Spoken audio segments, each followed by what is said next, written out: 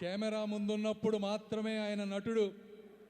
Makeup తీసేస్తే తండ్రి ఆశయాల కోసం ప్రజాక్షేత్రంలో నిరంతరం పోరాటం చేసేటువంటి ఒక తనయుడు.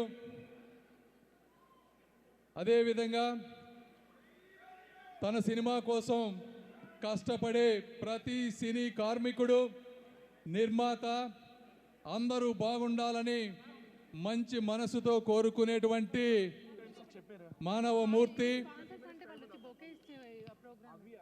క్యాన్సర్ బాధతో బాధపడుతున్నటువంటి పేషెంట్లకు కన్నీళ్లు కష్టాలు తుడిచేటువంటి కరుణామయుడు శ్రీ నందమూరి బాలకృష్ణ గారు. ఎలక్షన్లో పోటీ చేసిన ప్రతిసారి మెజారిటీ పెంచుకుంటూ సంక్రాంతికి ప్రతిసారి హిట్ కొడుతూ 2 రాష్ట్రాల్లో దొరికిన ప్లేసులో క్యాన్సర్ హాస్పిటల్ పెట్టుకుంటూ ముందుకు పోతూ ఈ విధంగా అన్ని రకాల కార్యక్రమాల్లో విజయం సాధిస్తూ ముందుకు వెళ్తున్నటువంటి నందమూరి బాలకృష్ణ గారిని తెలుగు ప్రజల తరపున కూడా మనస్ఫూర్తిగా నేను అభినందనలు తెలుపుతా ఉన్నాను.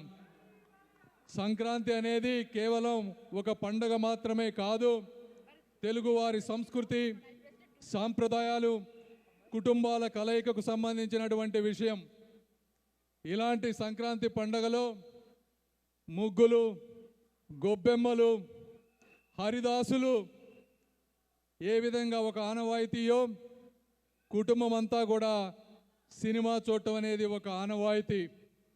ఇలాంటి ఆనవాయితీకి మనందరి కోసం కొన్ని వందల మంది తన కలల ప్రపంచాన్ని ఊహించుకొని సినిమాని తీసుకువచ్చి ఇంత దూరం ఉన్న మన కోసం వచ్చి ఇక్కడ ట్రైలర్ రిలీజ్ చేస్తూ మనందరికీ ఆనందాన్ని పంచుతున్నందుకు మీ అందరికీ ఇంకొకసారి ధన్యవాదాలు తెలుపుకుంటూ ఈ సినిమాని మీరు అందరూ చూసి ఆనందిస్తారని, ఆదరిస్తారని, ఈ కార్యక్రమంలో పాల్గొన్న నిర్మాతలకు కానీ ప్రతి ఒక్కరికి కూడా సక్సెస్ అందజేస్తారని తెలియజేసుకుంటూ మీ అందరికీ ఇంకొకసారి ధన్యవాదాలు, కృతజ్ఞతలు. Thank you.